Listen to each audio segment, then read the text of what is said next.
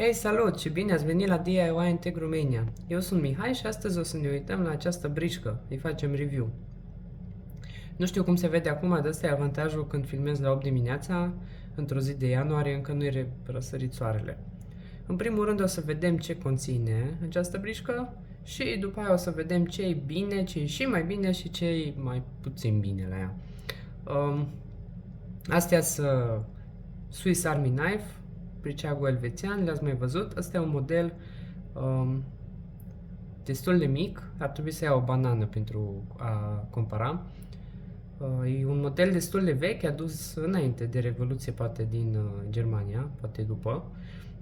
Dar o să vedem dincolo la avantaje că e destul de rezistent. În primul rând, are brișca mare, din ceva oțel inoxidabil, marca lor. Încât ne-am auzit, nu-i cel mai rezistent la uzaj, se tocește destul de repede, dar totodată se poate ascuți destul de repede. După brișcă mare, mai are și o brișcă mai mică. Aș vrea să vă vorbesc mai mult de brișca mică, pentru că e o unealtă care ar putea fi apreciată mai mult. De multe ori brișca mică e mai utilă în multe situații, pentru că e mai mică și de multe ori e mai ascuțită, pentru că vă folosiți brișca mare și brișca mică poate e mai ascuțită. După care are o șurubelniță cu desfăcător de capace de bere, o șurubelniță destul de mare cu desfăcătorul de capace și multă lume nu știe, dar ea are aici găurica asta, așa găurica. Cum se folosește găurica? Puteți folosi cu brișca mare, găurica, și să prindeți un fir ca să scoateți izolația. Nu știu câți folosiți chestia asta să scoateți izolația de pe fire, electricienii sigur o să știe și o să aibă alte briști la ei, dar e o găurică utilă, e acolo, nu încurcă pe nimeni, dacă toți știți de ea, e și mai bine. Și mai are un desfăcător de conserve, da, desfăcător de conserve. E destul de bun, eu vă zic sincer, eu nu știu folosi desfăcătorul de conserve la clasic, nu știu, mă bate. Cu ăsta mă descurc, deci ăsta e ok. E mai bun decât un cuțit normal să desfaci o conservă care nu are cheiță. Și cu încă o șurubelniță mai micuță. Vă imaginați că e utilă. După care, pe partea cealaltă, are un tirbușon. Și are chestia asta. La chestia asta în engleză zice all, nu știu traducerea în română. În mare parte e o țepușă ascuțită un pic pe partea asta cu o găurică. Asta poate fi folosită să faceți diverse găuri în chestii, poate în ceva de lemn, în cureal vă puteți face gaură cu asta, deși nu vă recomand.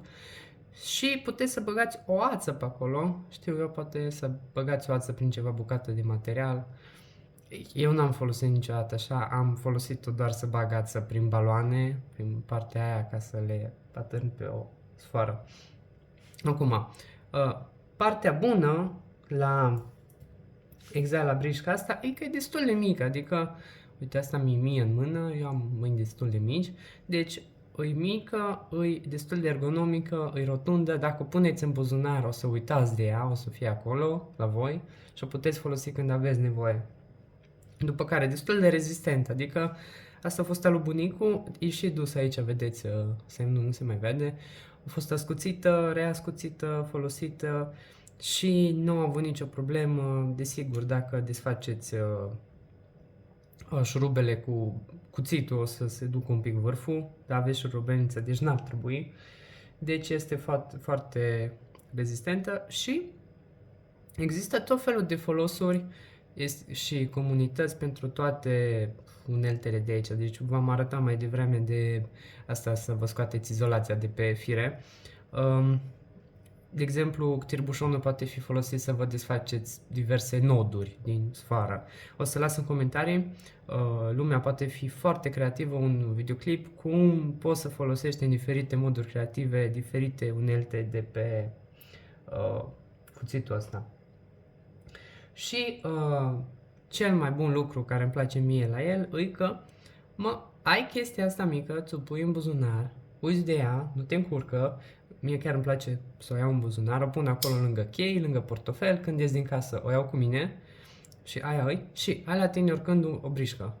Îi util să ai la tine o brișcă, ai de tăiat un ambalaj, o sfoară, o bucată de salam, o etichetă de pe o haină care te împunge. Deci sunt 1001 de folosuri pentru o brișcă mică la tine. Te întreabă lumea de ce ai brișcă mică la tine, dar după aia când are nevoie de ea o să-ți o ceară. După care ai la tine și o șurubelniță. Șurubelnițele sunt și ele destul de puțin apreciate pentru că nu-i doar să desfaci șurube.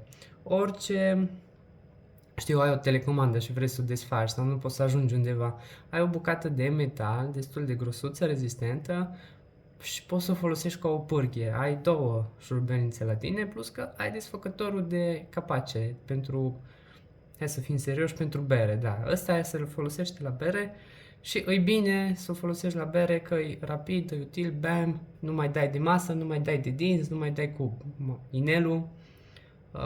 Deși poate vă place mai mult altă metodă, aveți și asta și aveți tirbușonul. Deci multă lume se trezește că n-are tirbușon, aveți tirbușonul, ați salvat situația. Ce nu-mi place așa mult exact la modelul ăsta e că, în primul rând, dacă nu prea ai unghii sau o să-ți fie un pic greu să scoți astea. Deci a meu ieșit destul de vechi, să scot chestiile destul de greu. Are chestiuța asta aici unde să-ți bagi unghia să-l scoți. Eu am unghii destul de tari, dar nu e ușor de scos. Deci dacă nu sunteți obișnuiți, există alte modele care, nu știu, faci așa bam și ți-ai scos lama mai repede. Rar ori am avut nevoie să scot un cuțit în grabă, dar asta e un dezavantaj. După care, are niște unelte pe care eu nu le folosesc sau nu le folosesc de obicei sau le folosesc foarte rar, de exemplu chestia asta.